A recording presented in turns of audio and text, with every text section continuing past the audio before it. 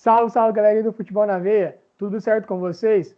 Eu sou o Leonardo e hoje estou aqui mais uma vez aí com meus parceiros, né, que hoje a gente vai fazer aquela resenha que agora a gente deu o nome, né? Vou até contar para eles em vídeo isso, que eu resolvi isso com um dos nossos superiores. O nome do nosso vídeo vai ser Rasgando o Verbo, porque a gente, né, comenta sobre pausa, a gente deixa claro o que a gente acha, a gente não fica tentando desviar, tentando pular fora. E a gente sempre dá nosso lado sobre a história, o que a gente acha, se a gente concorda, se a gente não concorda. E já vamos partir para o primeiro tema, né? Primeiramente, queria, né, antes de falar, agradecer os dois de novo aí, agradecer você que está assistindo a gente, né? E para começar, vamos falar de um tema aí que falou-se muito anteriormente, agora já estão até falando que não é tão grave, mas sobre a lesão do Neymar. Né? Primeiramente, queria saber de vocês, se vocês acharam que foi maldosa a chegada do Thiago Mendes, e se vocês acreditam mesmo no que estão falando, que no máximo 3 semanas, ou o Turro até falou que ele pode jogar até domingo. Vocês acham que isso aí é só suposições ou vocês até acreditam nisso? Olha, primeiramente, cumprimentar você, o Bruno, quem está assistindo a gente. Mais um dia a gente aqui. E... Enfim, o lance, eu acho que assim, não há maldade, Léo. Eu acho que pode acontecer, sabe? Uma intensidade do jogo, um jogo entre duas equipes que são muito tradicionais na França, né? Duas equipes que cresceram muito nos últimos anos do futebol francês, né? A gente sabe da história do Lyon, né? A história do Paris Saint-Germain agora de forma recente. E você está ganhando o jogo fora de casa, quando o Paris Saint-Germain, o pessoal joga o Paris Saint-Germain vem para cima de você, você vai tentar marcar da melhor forma possível. Acabou que a entrada em si, a entrada é forte, o lance assusta, mas eu não acho que a maldade no Thiago Mendes, eu não acho por ele ser brasileiro, por estar lá fora há um tempo já, você acaba pegando os costumes lá de fora, então você sabe que tipo, esse tipo de lance não é padrão do futebol europeu, então eu acho que não há maldade. E a respeito do tempo do Neymar e tal, é muita especulação, né? Assim foi quando o Van Dijk machucou, assim foi quando outros jogadores tiveram lesões. Aparentemente a lesão do Neymar não é tão séria, porque as pessoas que estão cuidando dele estão falando que não é algo tão sério, então ok. Mas não dá pra gente prever esse negócio de pode jogar domingo, pode jogar semana que vem. Eu acho que é muito mais o médico dele tem que chegar e falar isso, não o Tuchel ficar especulando, essas coisas assim. Vai muito do que aconteceu, do tratamento que vai ser feito e de como o Neymar também vai se sentir para jogar. Bom, primeiramente queria cumprimentar o Léo, o Renan, a quem está assistindo a gente. Léo, como o Renan citou muito bem, o Lyon vem numa crescente muito grande no futebol francês. E o Thiago Mendes vem junto. O Thiago Mendes vem crescendo muito no time do Lyon. Já vem agora frequentando muito mais o time titular do que quando ele chegou no time. E como o Renan disse, ganhando fora de casa, o excesso de vontade fica lá em cima. É, você começa a chegar mais duro nas jogadas para conseguir ganhar, e ainda mais contra o melhor time do país, acho que você já entra em campo com aquele prazer de jogar muito maior do que quando se fosse um jogo comum. Então eu acho que a entrada não foi maldosa, porque o Thiago Mendes também não tem um histórico maldoso no futebol dele, desde quando ele era de São Paulo. E foi mais pelo excesso de vontade ali de ganhar a partida, de fazer um jogo bom, de conseguir ganhar do melhor clube do país. Então eu acho que para mim não foi maldoso, foi excesso de vontade que fez ele chegar muito forte, muito duro no Neymar. E sobre as especulações, eu acho que especulação para mim a palavra já diz, né? A gente não pode colocar um ponto final em nada, porque cada um especula uma coisa e não tem nada concreto ainda. Então, eu acho que é bom a gente esperar o próprio médico do Neymar falar o quanto tempo ele vai demorar, o quanto tempo ele vai voltar, para a gente não ficar criando expectativa, criando especulação aonde não tem. Então, eu acho que é bom a gente aguardar para ver qual vai ser o resultado e quando ele vai poder voltar. Mas acredito que pelo fato dele já ter saído do hospital sem muletas e tudo mais, eu acho que ele pode voltar muito em breve a jogar. Olha, não é que eu não achei maldosa a chegada dele, eu achei desnecessária. Porém, a gente tem que, né, entender que era um jogo pegado, tava 1-0, o Leão segurando, e é aquele negócio da vontade, né? O cara tá louco para vencer, o cara tá dando o máximo dele ali para ganhar, e aí às vezes ele acaba na emoção ali, chegando forte e machucando o jogador. Isso acaba sendo do futebol, né? Algumas pessoas até criticaram, falando que o futebol moderno é chato por conta de um jogador ter se pronunciado pedindo desculpas, mas é que, na verdade, o cara sabe que, né, o outro lado também tem pessoas que trabalham muito e querendo não a lesão é algo muito frustrante para um jogador de futebol. Porém, tá para acontecer e quando não tem maldade, é um acidente. Né? Querendo ou não, é um acidente de trabalho, os dois ele tá brigando pela mesma bola. Eu vi até um comentarista, eu não vou lembrar o nome agora, falando que a gente tem que entender também que o Thiago Mendes estava tendo que marcar, né, o principal jogador do time adversário. Um dos jogadores cotados aí para ser um dos melhores do mundo. Um cara aí que está numa crescente, está num momento bom. Então o cara tem uma puta responsabilidade. Então aí o cara tá na vontade, o Neymar não tinha feito gol no jogo, estavam ganhando de 1-0. Então aí ele acabou chegando na empolgação e aí gerou outro lance.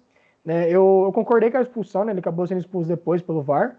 Né? Um lance para expulsão, mas assim, não vejo que a gente tem que falar que o Thiago Mendes é maldoso, a gente tem que difamar o Thiago Mendes. Acho que isso aí acontece, né? No futebol.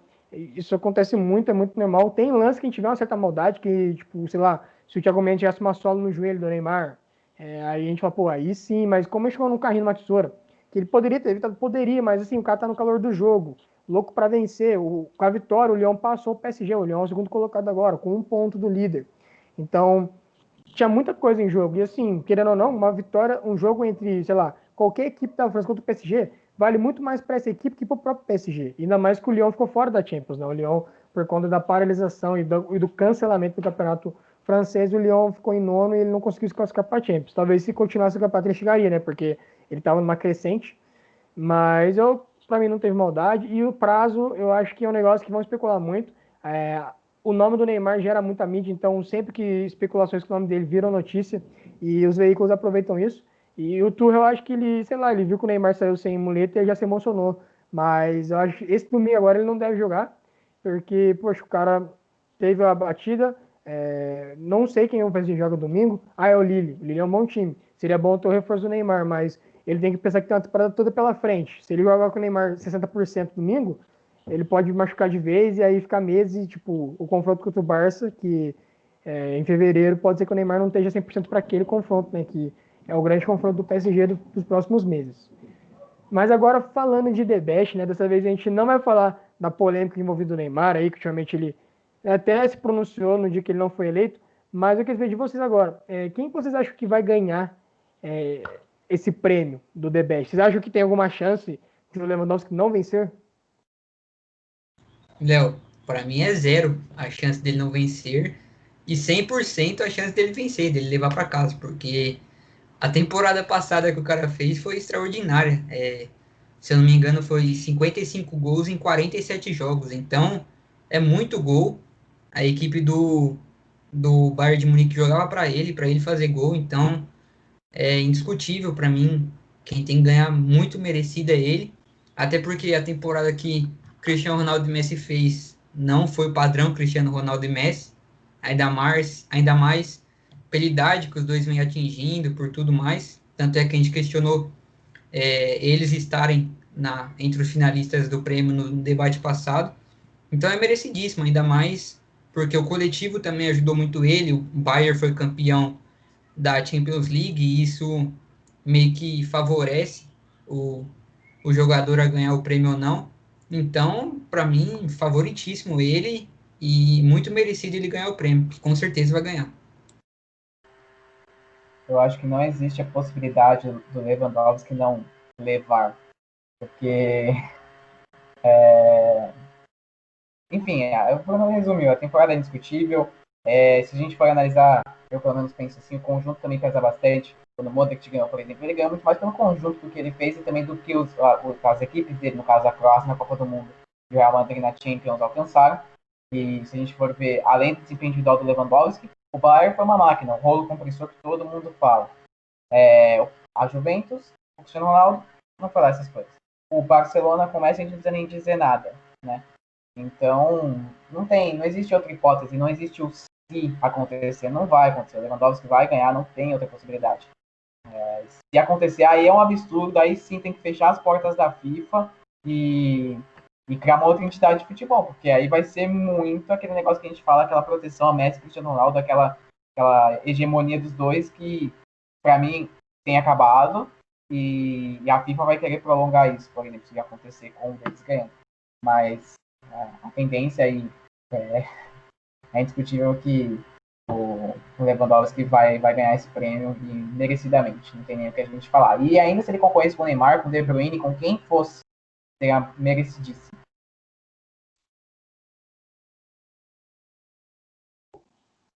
Eu acredito que não tem a chance do Lewandowski perder, e eu torço para que não tenha, né? Porque se caso ele perder, vai ser muita injustiça, ele merece muito. Já teve casos de injustiça com o Prêmio Melhor do Mundo, o Ribéry em 2013 merecia demais ganhar, né, a bola de ouro. Porém, ainda assim eu acho que ele merecia muito, mas não quanto o Lewandowski merece esse ano, porque né, além de ter todas as conquistas que o Ribéry teve, o Lewandowski teve mais gols, mais participações em gols. E como a gente já falou, né, o prêmio de bola de ouro não adianta. Ele é um prêmio que o coletivo é importante, ele faz a diferença, mas assim, sempre tem alguém que brilha mais. E o time do Bayern foi o Lewandowski, o cara fazia gol todo jogo. Era assustador. Então, o prêmio vai ser para ele. E eu acho que assim, já que eu acredito também que ele iria ganhar do Neymar e do De Bruyne por conta da temporada passada, eu acho que foi até bom para ele o Messi Cristiano ter ido. Porque ele ia poder falar na vida dele que ele ganhou dos dois. Ele foi um dos poucos que superou, né? Ele, o Kaká e o Modric. Tudo bem que na época do Kaká os dois ainda não estavam naquele ápice, né? Naquele hype, mas não deixa de ser o Messi e Cristiano Ronaldo. E o Luka Modric conseguiu.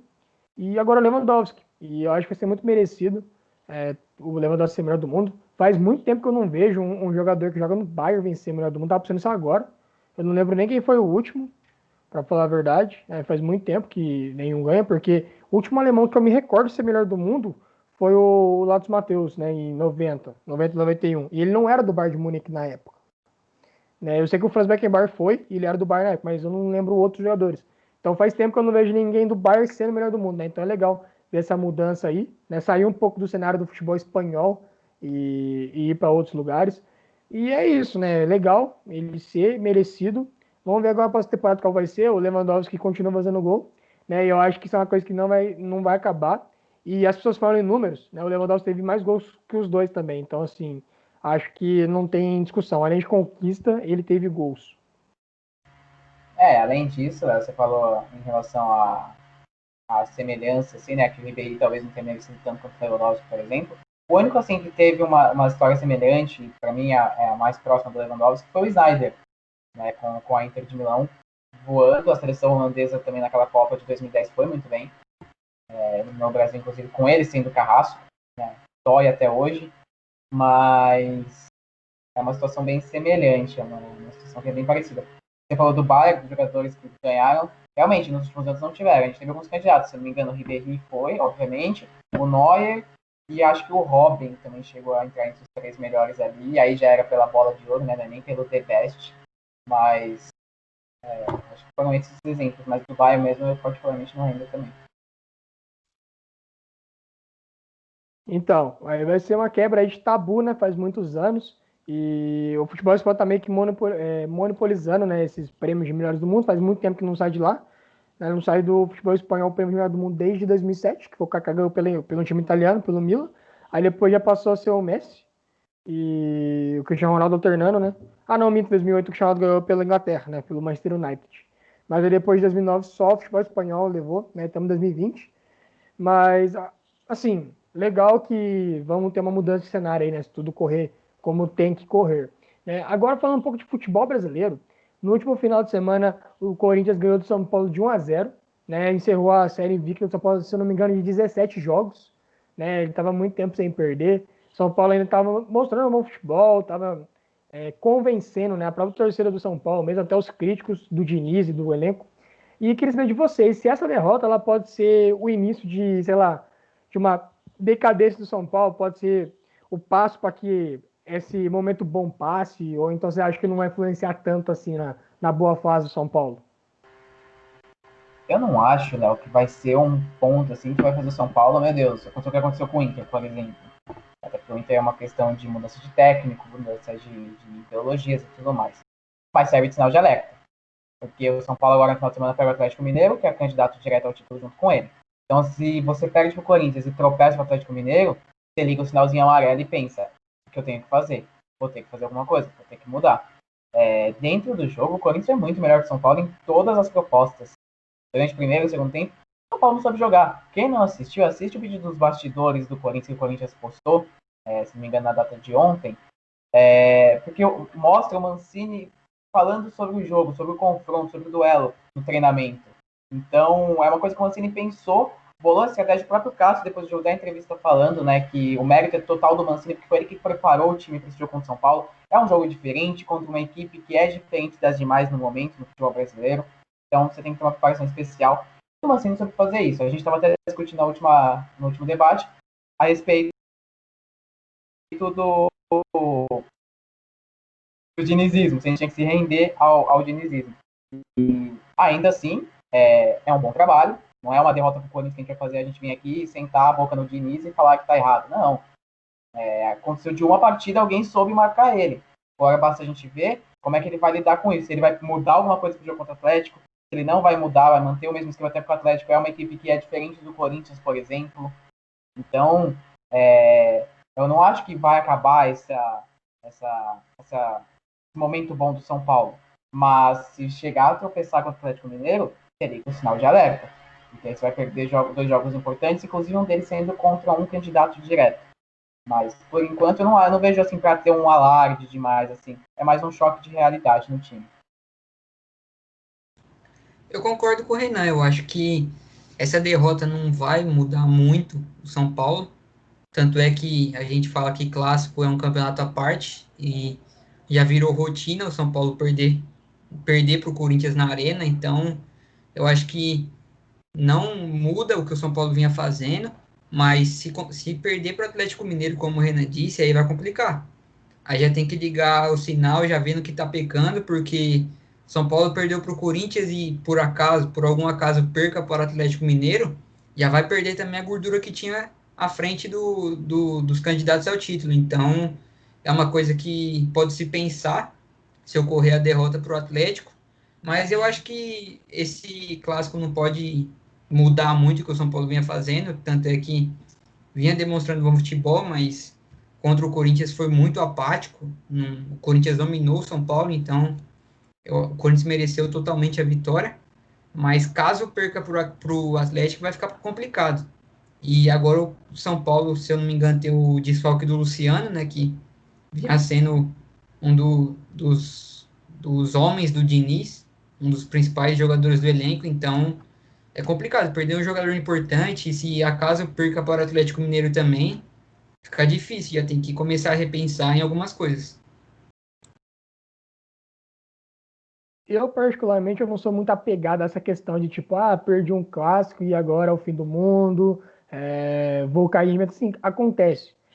Clássico alguém tem que ganhar mesmo, um empate. E assim, o Corinthians ficou 10 dias sem jogar, o Corinthians chegou, porque assim, o Corinthians tá no meio de tabela e tudo mais, eu não vejo ele com risco de rebaixamento, como alguns apontavam, sei lá, com 10 rodadas do Campeonato Brasileiro.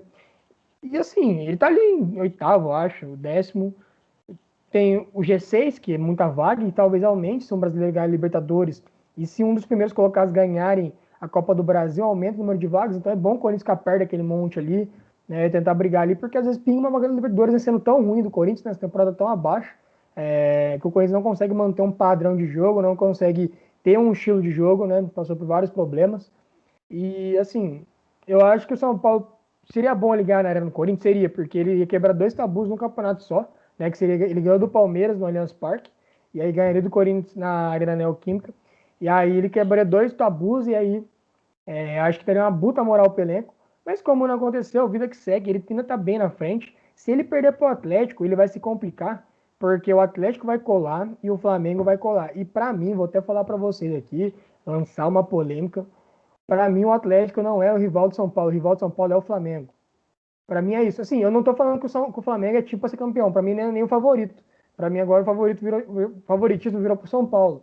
Porém, o Flamengo só tem esse campeonato. E aí ele vai focar tudo nesse torneio. O Atlético, ele tá nessa há muito tempo e ele não aproveitou. Então, por isso que a gente fica o pé atrás do Atlético. Pode acontecer do Galo ser campeão brasileiro e eu tô falando que o Galo não vai ganhar desde que a gente começou esse programa e eu quebrar a cara, pode acontecer. Mas assim, eu tô aqui para arriscar, né? Estamos aqui para arriscar. E aparentemente, vendo o que está acontecendo, eu vejo o São Paulo e o Flamengo um degrauzinho à frente do Atlético. Mesmo que o Atlético esteja em segundo lugar e o Flamengo em terceiro, eu ainda vejo isso. Sem contar que, né, o Flamengo tem um jogo a menos ainda. É contra o Grêmio no Sul, um jogo difícil. Mas como está sem torcida e tudo mais, e o Grêmio, como a gente já falou em programas anteriores, joga melhor fora de casa do que em casa. Então pode ser que aconteça o Flamengo ganhar do Grêmio e aí colar de vez na liderança. E se o Flamengo virar líder desse campeonato, aí eu acho difícil pegar porque ele tem mais peças de recomposição que o São Paulo. Como o Bruninho falou, São Paulo perdeu o Luciano. Para mim, eu acho que perder o Luciano foi pior que perder para o Corinthians. Porque perder para o Corinthians acontece, a derrota ia vir mesmo, uma hora não vai ganhar sempre, acontece. Porém, o Luciano ele é um cara importante, aí vai entrar o Pablo, provavelmente no lugar dele. Falaram de Vitor Bueno, de outros jogadores, mas eu acho que o Diniz não vai mudar o estilo, vai colocar o Pablo, ficar com dois atacantes.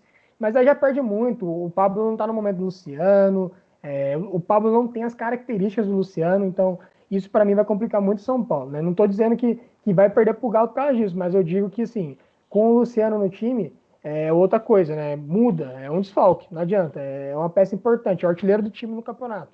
Então faz muita falta.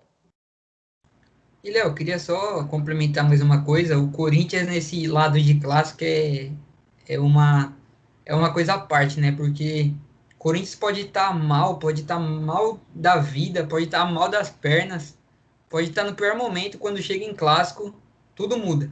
A chavinha muda, o time consegue vencer, convencer. E igual quando ganhou do Palmeiras no retorno do Paulistão, o time estava sendo o candidato a rebaixamento do Paulista, e aí foi lá e ganhou do Palmeiras e conseguiu chegar até a final contra o próprio Palmeiras. Então, eu acho que quando chega a hora de clássico no Corinthians, as coisas mudam totalmente. Acho que o ambiente do clube fica totalmente diferente e aí as coisas mudam demais. Só para acrescentar, Léo, você falou a respeito do Atlético Mineiro, né, que não é o candidato direto ao título com o São Paulo, que você acha que é o Flamengo. Concordo. Eu não descarto o Atlético tipo, na briga pelo título, mas eu acho que se for para concorrer pau a pau ali até o final, do jeito que está atualmente, é o São Paulo e o Flamengo. O Atlético, eu já comentei isso várias vezes e eu vou comentar de novo, porque vale a gente ressaltar que a gente entrou nesse assunto. O São Paulo ele precisava aprender a administrar jogo, e isso é um problema que ele tem há muito tempo. Um campeonato de pontos corridos, você não vai ganhar todos. Você tem que saber o momento de você empatar, o momento de você recuar um pouco, o momento de você aprender a se defender. Eu não gosto daquele termo aprender a sofrer, saber sofrer, porque eu acho que futebol é você jogar para frente. Mas tem alguns momentos em que você vai sofrer e você vai ter que saber lidar com isso. E você vai ter que se propor a isso também. E o Atlético Mineiro não faz isso. Então, por isso que o Atlético tinha a chance de abrir vantagem durante o tempo que o São Paulo estava em outra competição, o tempo que o Flamengo tinha outra competição para jogar. O próprio Inter também, naquela época, que estava bem em cima com o Atlético Mineiro também. E não sabe administrar, cara. Perde jogos bobos, muito 8 ou 80, ou ganha de muito, ou perde tendo um fiasco.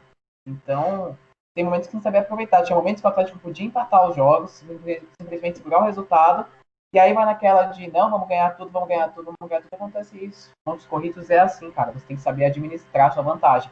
Isso, por exemplo, o Cruzeiro foi exemplo em 2 temporadas. O Corinthians foi exemplo em 2 temporadas. Por pouco naquela temporada de 2017 não perdeu o título. Por pouco. Mas durante a temporada inteira construiu aquela gordura e no final, olha lá, ficou tranquilo. Passou um apertinho ali, mas depois recuperou de novo a vantagem e ganhou o título. E só ganhou o título porque teve aquela vantagem que conquistou lá atrás. Então é muito isso, cara. É muito isso. Então, o Atlético Mineiro só não está nesse patamar hoje de São Paulo e Flamengo de briga direta pelo título, e aí eu falo como favorito, né? Não que ele não esteja na briga, por causa disso, porque não sabe, o São Paulo ele tem muito essa, e é um grande defeito que ele tem, de sempre querer ou ganhar ou perder. Tem hora que você tem que saber empatar, tem hora que você tem que saber segurar um sufoco, passar uma pressãozinha do adversário, tem horas que é necessário. Concordo plenamente com isso, Renan. E eu acho que o São Paulo ele tem que entender que o campeonato de pós-corridos ele é estratégico também, não é só que não é mata-mata, você fala, pô, vou lá na casa de Cicrano, a meta é fazer um gol e não perder por mais de um gol de diferença. É uma estratégia boa, mas no Brasileirão tem jogos que você tem que ir para empatar mesmo. Tipo assim, não tô falando que você tem que se recuar, mas vamos supor, fez 1-0, tomou 1-1, não vai com tudo para cima para a divisão, segura ali, entendeu? Se der, beleza, não deu, paciência, vai com o empate para casa. Porque tem jogos que são difíceis, que é complicado. Por exemplo, sei lá, no começo do ano, o Atlético jogou com o Inter no Beira-Rio e perdeu de 1-0. Esse jogo, se fosse 1-1, tava louco de bom para o Atlético, porque o Inter tava num momento bom, no Beira-Rio ele é forte. Santos na Vila. Pegou o Santos na Vila, o Santos louco para ganhar do Galo, né, por conta do São Paulo e tudo mais. Ele não precisava abrir o time como ele abriu, mesmo com a menos, ele foi para cima do Santos. Por isso que ele tomou 3-1. Ele podia A segurar a mesma, vontade. a mesma coisa o Palmeiras no Allianz Parque, quando levou 3-0. Foi Sim, dominado no primeiro tempo, foi buscar o gol de empate no segundo e acabou levando os outros 2 gols em contra-ataque. Então o time se lançou totalmente à frente e ficou totalmente desorganizado atrás, né? exatamente. E eu não sei, eu acho que o São Paulo, ele é louco, entendeu? Ele quer 3 pontos, ele quer ir pra cima, ele não tem esse parâmetro, tipo, vou dar aquela segurada. Porque jogar contra o Palmeiras no Allianz Parque é um jogo que você vai assim, pô, a chance de eu perder é maior. Se eu tô perdendo de 1-0, eu tento manter a calma pra, né, tranquilizar e tentar não tomar um 3-0. Às vezes 1-0 faz um gol no finalzinho e estabiliza o Palmeiras. Ele não sabe com tudo, com 1-0 é pouca vantagem. Mas ele foi como se tivesse 2-0 pro Palmeiras e fosse uma final de Copa do Brasil e ele tinha que fazer um gol. Ele foi assim pro Palmeiras, aí não adianta, aí tomou um contra-ataque, aí veio um passeio, né? E acaba que tomou aquela lavada. Galera, para encerrar, né, queria saber de vocês aqui, o que vocês esperam do Palmeiras para hoje, né? O Palmeiras que fez o Libertar pela Libertadores, o primeiro jogo foi 1-1, tá bem caminhado a classificação, porém o Libertar foi muito bem no primeiro jogo e eu imagino que vai ser um jogo difícil para o Palmeiras, mas ainda acredito na classificação do clube. O que vocês acham desse jogo? Léo, eu também, como você, acredito que a classificação está bem encaminhada, mas o jogo da ida serviu como um aprendizado para o Palmeiras, né? Porque tava naquele oba-oba de o time do Abel chegou e o time do Abel tá jogando o melhor futebol do Brasil, que foi o que muita gente colocou, rotulou o Palmeiras como o time que estava jogando o melhor futebol do Brasil, e aquele jogo foi para se esquecer. O Palmeiras não conseguiu demonstrar o futebol dele que vinha atuando antes, foi dominado pelo Libertad. E como eu havia citado, para mim o primeiro jogo foi um teste, foi o primeiro teste que o Palmeiras do Abel teve, porque como eu havia dito também do próprio jogo contra o Atlético Mineiro que a gente citou agora, foi um teste para o Palmeiras, mas estava com o Cebola ainda, então o Abel não tinha passado por um jogo grande com a camisa do Palmeiras, então esse jogo de ida foi o primeiro teste dele, quer dizer, dele particularmente, né, em partes, porque ele não estava na beira do campo, então foi, vamos dizer que foi o primeiro teste da comissão técnica do Abel. Então, eu acho que serviu muito de aprendizado esse jogo. Jogou no final de semana, voltou a jogar bem, construiu o resultado no primeiro tempo, 3-0. Então, eu acho que já deu esse gás a mais, esse ânimo a mais para esse próximo jogo de hoje. Então, eu acho que o Palmeiras tem tudo para encaminhar a classificação, porque agora também o Abel já volta, já voltou aos trabalhos normal, então tem tudo para caminhar a classificação. E também eles pouparam jogadores, né? Na última rodada do Brasileirão. Apenas o Everton e o Gabriel Menino jogaram os 90 minutos completos contra o Bahia. Então, é dada como um jogo extremamente importante esse, mas também não pode bobear, porque o time do Libertad não é bobo. Foi o que mostrou lá no Paraguai. Então, eu acho que a classificação está bem encaminhada, mas se cochilar alguns minutinhos por Libertad, pode se complicar. Como eu falei semana passada, né? Palmeiras bem-vindo à Libertadores. Porque até agora não tinha pego ninguém, e na verdade, o Abel bem-vindo ao Brasil, bem-vindo à realidade do Palmeiras. Jogar contra, por exemplo, o Bahia no final de semana, que é uma equipe que está desestruturada, está passando por problemas, perdendo jogos importantes, perder para Defensa e Justiça, por exemplo, na Sul-Americana e tudo mais, é uma coisa. Para você jogar um jogo grande de Libertadores contra uma equipe que está acostumada a esse tipo de competição, aí já é outra. Então, eu acredito que o Palmeiras vai passar, tem melhor elenco, tem uma campanha melhor, não à toa a melhor campanha da primeira fase, né? Ainda que tenha pegado os adversários que pegou, mas ainda assim mostrou sua força. Mas tem que tomar cuidado. Um gol que você toma aqui, sua vantagem vai por água abaixo. Porque aí você vai ter que remar e fazer 2 gols para garantir a classificação direta. Senão, se o jogo vai para os pênaltis, se você empatar ou se você perder, já era, amigão. Qualquer outro empate também dá Libertad. Então, Palmeiras vai ter que propor o jogo, vai ter que sair para jogar assim, não adianta ficar lá atrás com o regulamento embaixo do braço. Eu acho que nem é da filosofia do Abel isso, não vai ficar fazendo isso. Mas, se passar por essa hipótese, passar pela cabeça dele, eu acho que é errado. Vai ter que propor o jogo mesmo assim, mostrar sua força aqui dentro também. Mas, enfim, acredito que o Palmeiras passe.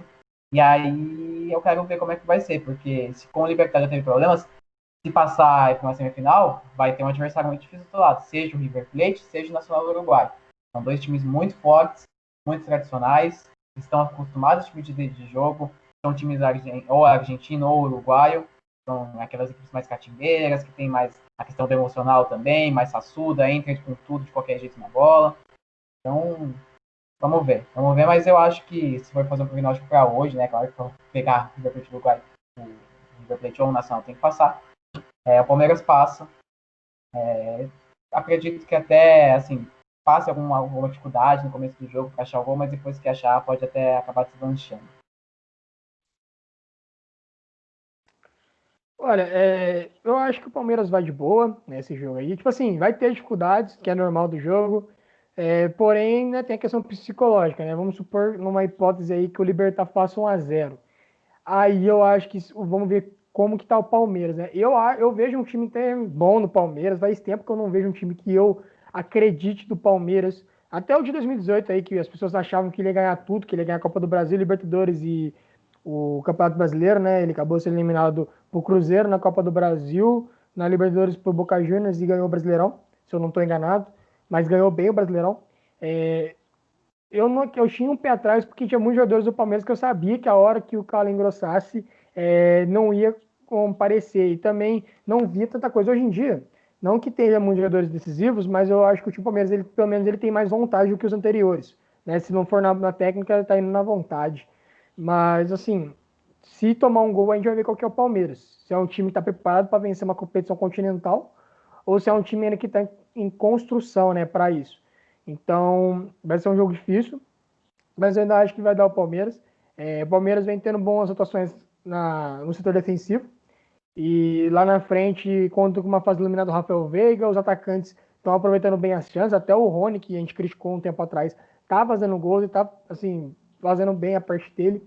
Então, vai ser um bom jogo, né? Vamos ver qual que é a cara do Palmeiras, e aí na semifinal já é outro campeonato, só vai ser ano que vem, as semifinais da Libertadores, então, querendo ou não, é um tempo, os times podem mudar algumas coisas, né? O Palmeiras provavelmente, né, pode ser que encare o favorito nessa Libertadores, que é o River Plate, né? De novo, a gente coloca o River como favorito, porque ele mantém a filosofia, o estilo de jogo e um jogo difícil.